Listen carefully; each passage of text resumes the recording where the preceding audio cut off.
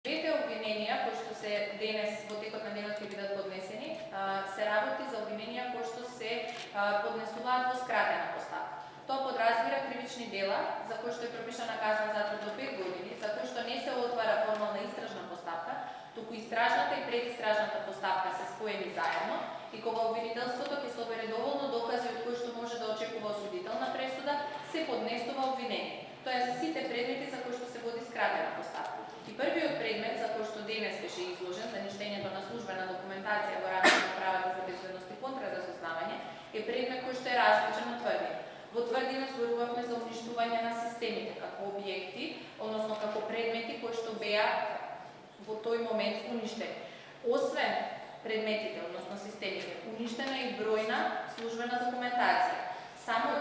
Самиот чин на уништување на службена документација е инкриминиран со кривичното дело фалсификување на службена исправа, затоа што кривичното дело фалсификување на службена исправа го прават и оние лица кои што ќе уништат